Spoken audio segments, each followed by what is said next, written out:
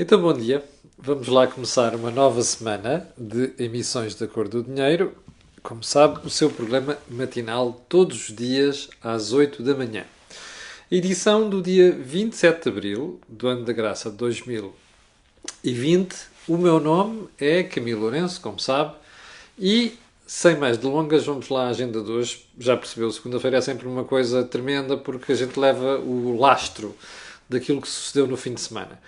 E este fim de semana, embora não tenha sido os mais prolíficos, foi um fim de semana muito ativo por causa da história de 25 de Abril e já lá vamos. Mas tenham atenção que nós estamos no dia 27 de Abril, o tempo está a correr a uma velocidade espantosa e no início de maio vão começar as novidades. A primeira é para aqueles que andam para aí a passear em transportes públicos, atenção, vão ter que voltar a pagar transportes públicos. Segundo, para aquela malta que vive em Lisboa e usa estacionamento, a partir do dia 2 de maio, a EML vai voltar à carga. Portanto, muita atenção. Se não quiser ficar com um chequezinho, ao contrário, pendurado no para-brisas do seu carro, ou então, eventualmente, mesmo ter de se sujeitar a um reboque. Portanto, muita atenção a isso. Ora, vamos lá. Deixa-me só tirar aqui o som. Vamos lá à agenda de hoje. Eu tive que cortar aqui algumas coisas, espero tratá-las amanhã. E talvez tenha que voltar também ao turismo amanhã, porque houve muita gente que colocou questões no fim de semana sobre aquilo que eu disse sobre o turismo e a recuperação do setor na sexta-feira. Então, por onde é que vamos começar no período de ordem do dia? Pelos apoios à imprensa. Eu tenho evitado falar do assunto depois de, no início, ter dito logo que achava um grande erro, mais do que um disparate. Acho um grande erro aquilo que está a passar em Portugal no setor de imprensa com os apoios do Estado. Vamos lá ver uma coisa. Antes de fazermos qualquer declaração de interesses, pensar nisto. Qual é a instituição em Portugal com mais interesse em controlar a informação? São as empresas?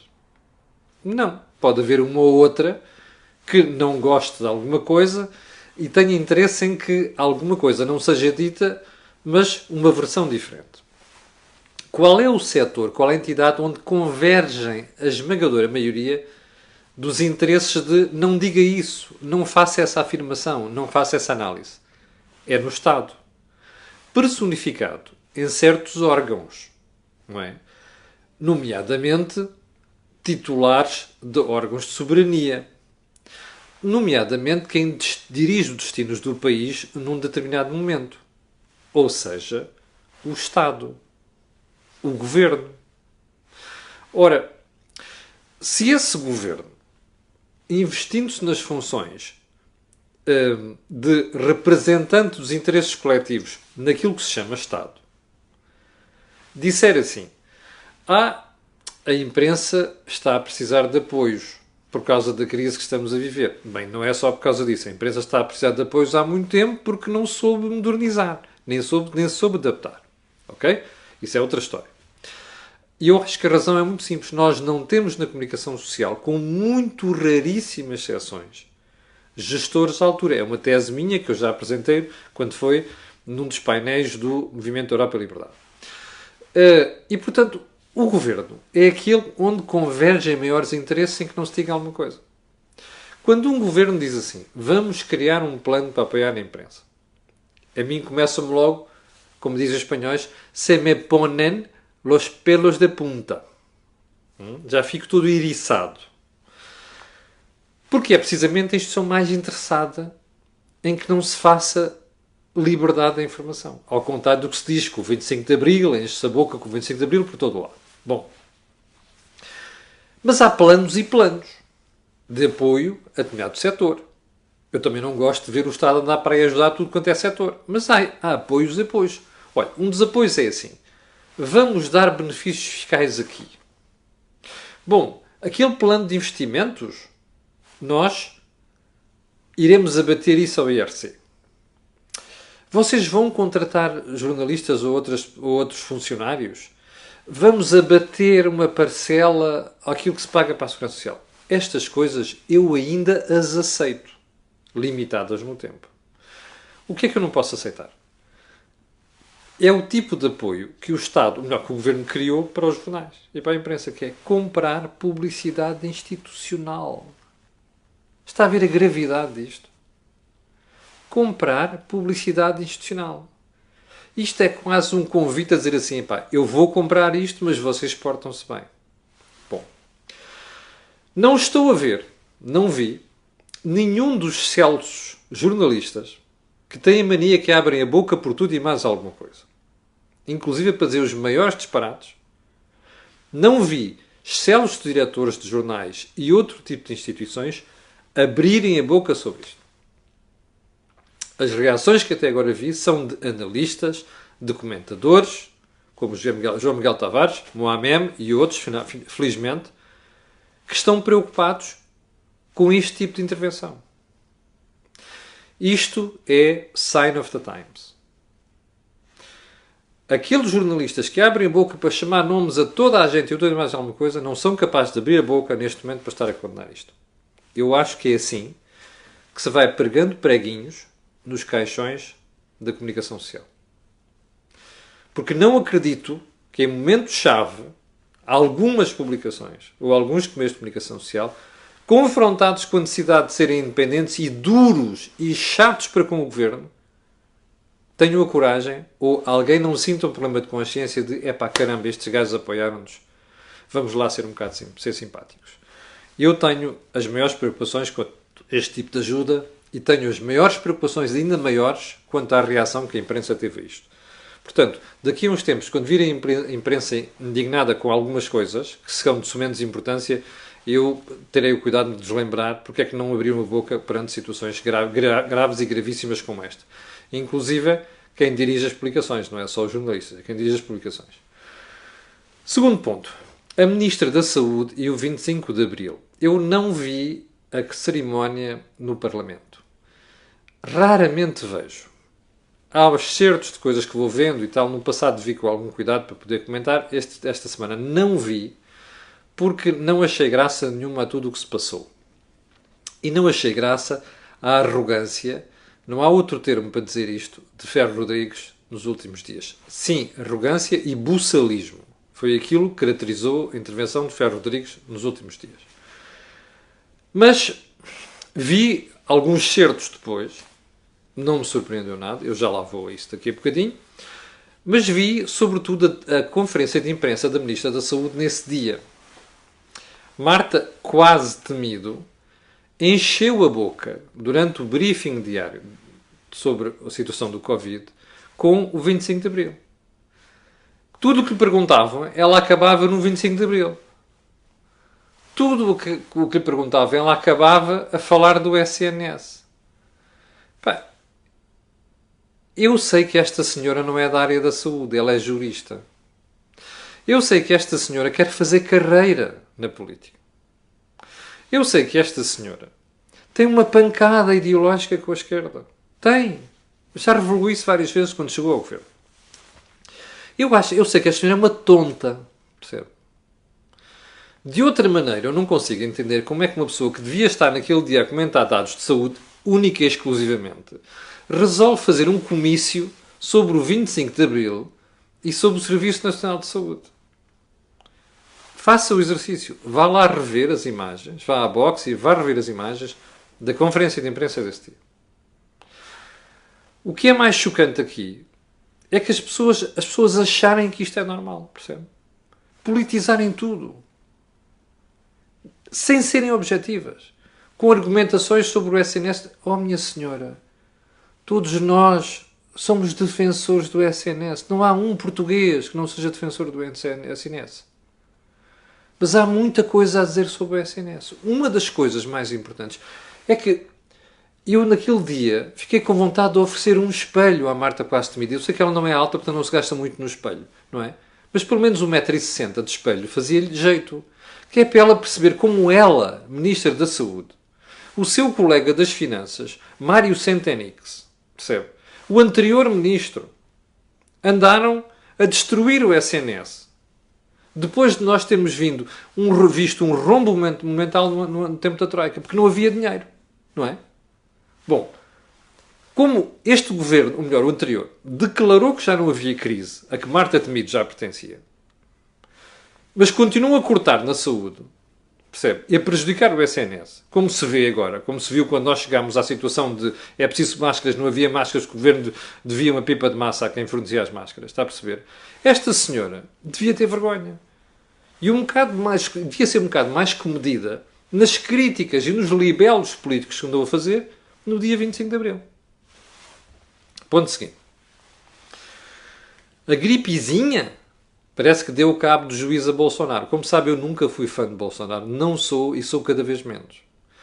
Um presidente que numa semana tem a saída do Ministro da Saúde e do Ministro da Justiça, com as acusações graves que estavam por trás daquilo que aconteceu com a saída do juiz Sérgio Moro, é inacreditável. Percebe? Bolsonaro, com aquele seu buçalismo e com aquela sua arrogância, está a pedir para levar com impeachment em cima. As acusações são tão graves, a perda de apoio vai ser tão grave, que suspeito que a gripezinha e o resfriadinho chegou à cabeça e começou e agravou os erros que Bolsonaro está a cometer. Vamos ver. Aliás, já reparou na similitude entre Donald Trump e Bolsonaro? No idiotice e na estupidez? Já reparou? Nomeadamente na forma como estão a lidar com esta crise? Vale a pena pensar nisso. A reabertura do país. Empresas, escolas, comércio. Escolas, creches, reabrem no dia 1 de junho. Escolas reabrem para 11º e 12º ano, naquelas cadeiras que vão ter exame e conta para nota para acesso à faculdade, vão reabrir no dia 18 de maio. As outras escolas parece que vão reabrir no dia 1 de junho. De todos os setores de reabertura, este é aquele que mais me preocupa. E porquê? Porque é aquele onde nós temos crianças ou jovens mais distraídos e que não têm a noção da gravidade do que se passa. E, portanto, numa escola, mesmo com máscaras, a coisa de tocar neste, tocar aquele e tudo, é a situação mais normal. Portanto, é aquilo que nos deve fazer refletir mais.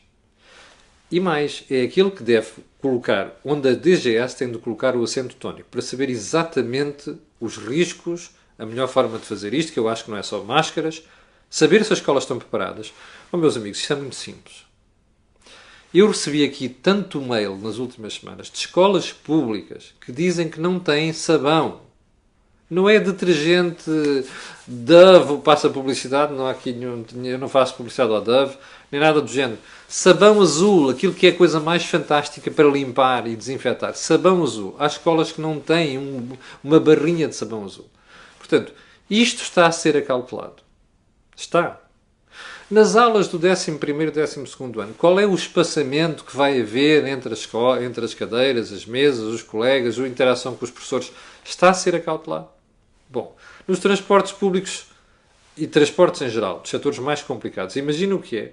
Setores que já são difíceis, que já têm déficits normalmente, terem que levar com menos pessoas e maior espaçamento. Isto não vai ser fácil. É bom que nós, nas próximas 3 semanas, ou 4, aproveitemos o tempo para refletir e garantir que fica tudo in place para que isto venha a correr da melhor maneira. Que é para não termos um novo surto, nem termos o risco de ter que voltar atrás em algumas medidas que vamos tomar. Já agora, por isso, lembra-se que nas últimas 2 semanas eu lhe disse aqui que achava uma estupidez o Governo estar a facilitar o discurso de estamos no Planalto, pá, isto vai reverter, já passámos o pico, não é? Viu o que é que aconteceu? Ontem, viu os dados de ontem? O R0, aquilo que dá a noção do que é o número de infectados por cada pessoa infectada, afinal é superior a 1. Voltou a ser superior a 1. Eu não sei se isto foi comparação com uma estatística mal calculada anteriormente, ou se é a realidade. Sei que é cedo demais passarmos a dizer estas coisas às pessoas. Na certeza, porém, que nós temos de ter um plano credível de regresso à economia e à abertura da economia, porque isto está a ser uma desgraça, como vamos vir a seguir. E a pior é que nem o Governo percebeu ainda a dimensão, nem as pessoas. Ok? E não falo apenas do layoff, falo mesmo de desemprego a sério. Vamos lá, então, ao ponto seguinte. Mais baixas de rating em Portugal. Eu vou guardar este tema para amanhã, porque há mais uma empresa que se prepara para fazer isso e eu vou voltar isso amanhã, ok? Segundo ponto, aliás, último ponto. O BCE, o Banco Central Europeu, decidiu que se calhar vai comprar junk bonds. Junk bonds são aquilo que são consideradas empresas não, obrigações, entre aspas, lixo, não é? Com altíssima probabilidade de dar em bota. Não gosto. Não gosto. Acho que um Banco Central nunca devia tomar este tipo de atitude. Mais vale pensar noutras soluções que não necessariamente esta. Mas algo me diz que ainda vamos voltar ao assunto. Deixe-me só alertar para uma coisa antes de irmos para o resto do programa. Esta semana vamos ter Think Tank, vamos ter um Mel Talks e vamos ter ainda mais uma entrevista. Ok? Por falar em entrevistas, já viu a entrevista do André Dias à Cor de Dinheiro de sexta-feira? Vale a pena ver. Eu mandei para o Presidente da República. Independentemente da carta que ele escreveu, também saiu no Observador, eu mandei aquela entrevista para o Presidente da República. Acho que ele devia ver aquilo. Pergunta, muita gente me diz, você acredita nele? Isso é irrelevante. O que interessa é que nós temos que ter pontos de vista diferentes daqueles a que nós não estamos habituados. Nomeadamente, toda esta conversa em favor de é isto e não aquilo. É bom ouvir vozes discordantes. Até porque ele tem razão em algumas das coisas que está a dizer. Isto podemos afirmar já. Se não viu, vai ver. A entrevista tem 110 mil views, é de longe a entrevista mais vista que eu já publiquei na página da Cor do Dinheiro. Por falar nisso, já foi ao YouTube fazer subscrição da página da Cor do Dinheiro? Faça-me lá esse favor, está bem? Então vamos lá à agenda de hoje. Vem aí uma crise social. E uma crise social grave. Mas, eu acho que o país, como está recolhido, e como a comunicação social está preocupada com outras coisas, que não necessariamente algumas que interessam, isto está a passar ao lado. Então vamos lá. Eu vou-lhe ler uma frase e depois vou dizer de quem é. Há muitas pessoas que nos chegam hoje ao banco alimentar que dizem estar há mais de 2 dias sem conseguir nada, no frigorífico têm apenas restos ou sobras. São situações reais muito, muito duras. Estou há 27 anos no banco alimentar e nunca vi nada assim. Isabel Jané, responsável pelo banco alimentar. Eu vou-lhe dizer uma coisa. Eu próprio sabia da existência de situações difíceis, porque vão-me reportando aqui. Às vezes não são as pessoas, são outras pessoas. Eu não fazia ideia, como diz, acho que a Isabel Jané terá dito isto à Rádio Renascença. É bom dizer qual é a fonte. Isabel Jané disse que são, neste momento, mais ou menos 55 mil o número de pessoas que estão a recorrer ao Banco Alimentar. O Banco Alimentar, como sabe, é uma instituição que ajuda instituições, não necessariamente pessoas individuais. Mas diga-me uma coisa, você num mês e meio passou a ter 55 mil pessoas que passaram a recorrer ao Banco Alimentar? Como se diz, como diz Isabel Jané, estão aqui dentistas, outros profissionais, percebe?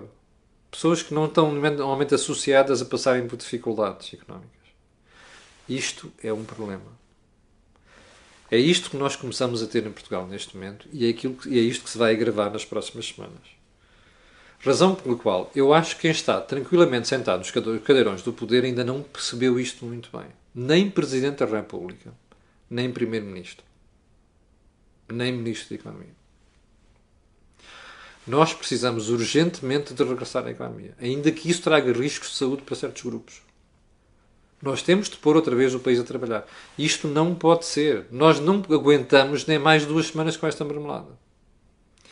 E porquê é que eu estou a dizer isto? Eu já escrevi no Jornal de Negócios, na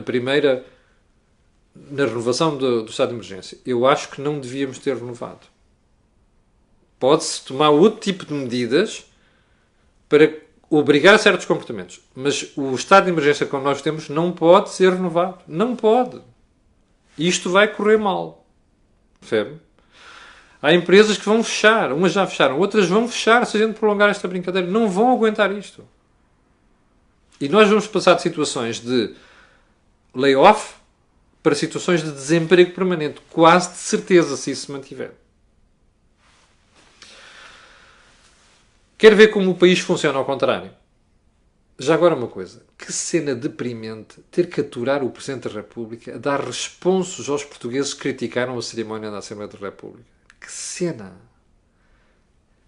Ouviu a entrevista de Maria João Avilés? A Maria João Avilés disse uma coisa muito acertada na quinta-feira, que é assim: Costa precisava de dar beijinhos à extrema-esquerda. Marcelo precisava de dar beijinhos à esquerda para ser carregado em ombros nas próximas eleições. Uma mão lava a outra. Fizeram um pandan para fazer aquilo. Mais o 1º de Maio nas ruas. Ok? Nós temos o direito de criticar isto. Eu vou continuar a criticar isto, percebe? Acho intolerável manifestos do 1º de Maio na rua quando as pessoas são proibidas de passar de concelho para concelho. Acho intolerável, percebe? Isto é os tiques do poder dos estados de emergência. Está a ver porque é que não gosto de estados de emergência? Os governos ganham poder a mais e não são escrutinados, não são fiscalizados. Eu não quero isto. E acho estranho que os gajos que falam sempre em democracia, como o rapaz Ferro Rodrigues, não se atirem a isto. Percebe? Enchem a boca para o que lhes interessa com a democracia. De questões fundamentais da democracia estão-se a marimbar para o assunto, que é para não utilizar outro termo que o Ferro Rodrigues gosta de utilizar. Percebe? Que eu não posso dizer aqui. Está a ver? Isto não é aceitável. Como é deprimente ver aquela cena do Marcelo, mais o Ministro da Defesa, ali juntos a distribuírem coisas aos sem-abrigo, não sei o que. Pá, poupem-nos a isto. A sério. Poupem-nos a isto. Se quer ser reeleito como rei, diga. Não faça estas figuras. Já percebeu. Eu, depois do que sucedeu na semana passada, eu, no Marcelo, não volto a votar. Já disse isto em relação ao líder político. Hoje é para dizer, no Marcelo, não volto a votar. Dizia eu, quero ver como é que funciona o país. A Comissão Nacional de Proteção de Dados não quer deixar medir temperatura nas empresas. Estes gajos são mais papistas que o Papa. Não tem outra forma de dizer isto. Então espera aí. Nós estamos a precisar de retomar a economia. Eu vou abrir a empresa. Epá, eu não posso controlar a temperatura de quem vem trabalhar.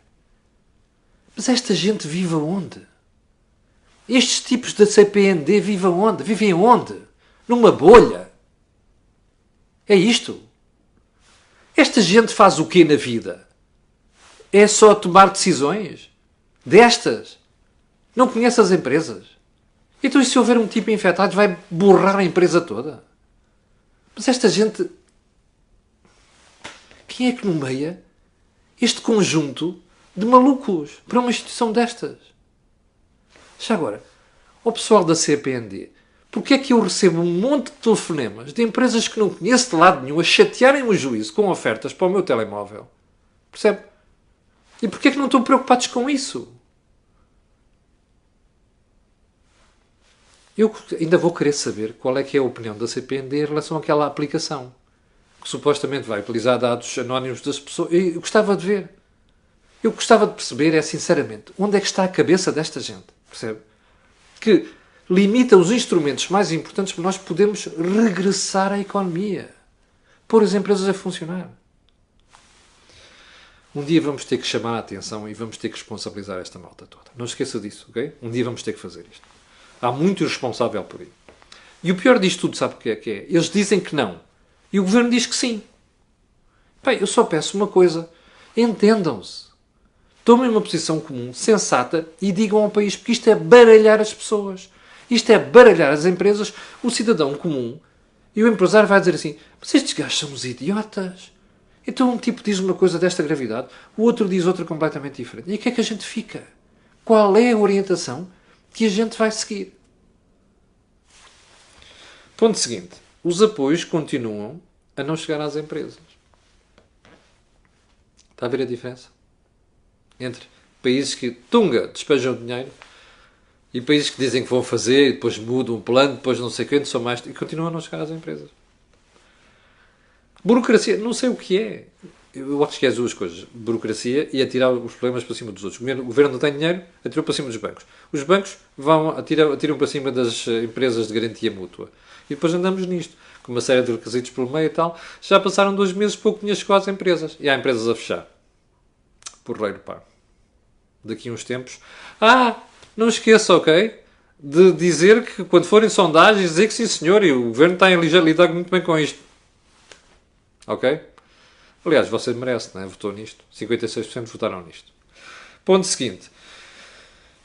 Há alturas em que dá vontade de perder a cabeça, sabe? Então vou dizer o seguinte, olha. Estava aqui a ver a capa do I de hoje. Então onde é que está a capa do I? Que é para não falhar aqui. Olha, a capa do I diz assim: os restaurantes não querem abrir com tantas restrições.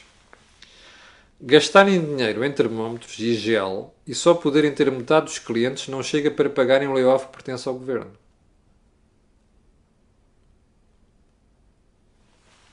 Como?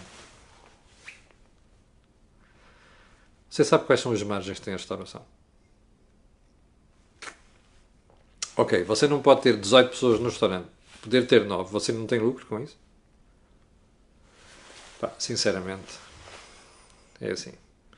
Eu sei que me vão aparecer uma série de protestos e coisas. Não, não tenho lucro, não sei quantos. Então, se não tem lucro, diminua o número de funcionários, mantenha uma parte em layoff, ou o que você quiser. Agora, não me venham com esta. E não me venham com outra. O setor que levou um benefício fiscal de 10 pontos percentuais, quando o IVA baixou de 23 para 13, percebe? Há 5 anos. O setor que levou um bónus fiscal de quase 500 milhões de euros em IVA, que foi para o seu bolso, não foi para os consumidores, que os preços não baixaram, ok? Este setor é o setor que vem dizer que não tem condições para abrir? Haja um bocadinho de vergonha. Digo eu. E tenho noção que hoje vou receber muitos protestos por causa do que estou a dizer. Mas olha, eu vou repetir. Haja um bocadinho de vergonha. Este é o setor que anda a pedir apoios do governo, não sei o quê, por tudo quanto é sítio, que levou um benefício fiscal de quase 470 milhões de euros com a baixa do IVA. Se você é consumidor, diga-me se os preços baixaram. Isto foi tudo para a conta de quem tem restaurantes e afins, ok? Não façam estas figuras, pelo amor de Deus. Não façam estas figuras. Lembra-se de ter dito no início desta crise que ia haver muita gente a aproveitar-se dos apoios? É isto. Ponto 7. Para terminar, vamos deixar o resto para amanhã. O Rui Rio foi ontem ao programa de Ricardo Aruz Pereira. E eu fiz questão de ver, para ver como é que ele se ia portar. Já vi os maiores elogios nas redes sociais. Eu acho que a malta anda cega. Eu acho que a prestação do Rui Rio ontem foi muito fraca. Não teve mal, teve fraca. Foi fraca. Onde é que ele esteve mal? Mas mesmo muito mal. A uma certa altura, o Ricardo Aruz Pereira diz assim: então, mas espera aí, você é o senhor que não faz oposição. Deixou de fazer oposição. Como sabe, foi uma crítica que eu fiz aqui. Diz que a crítica era fragilizar o governo. E o Rui Rio sai com esta. Ah, não foi bem isso que eu disse. O que eu disse foi aquilo, mas há aí uns vírus que estão sempre a mudar aqui e acolá, não sei das quantas, não foi isso que eu disse. Eu não vou comentar os vírus no PST e coisas do género, até porque não conheço a vida do partido por dentro. Mas há uma coisa que lhe vou perguntar assim. Quantas vezes já ouviu o Rui Rio dizer não foi isso que eu disse? Se calhar, em alguns casos, até não foi isso que ele disse. Mas qual é o problema disto? É que a culpa não é de quem está a ouvir. A culpa é de quem está a parir as declarações.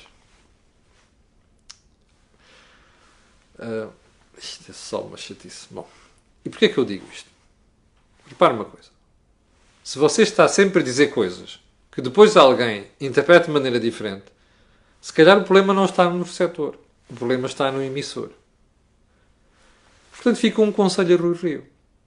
Para que pense no que está a dizer, que ouça os seus assessores, outra pessoa, então outro conselheiro, já não digo assessores, que é para não fazer estas figuras.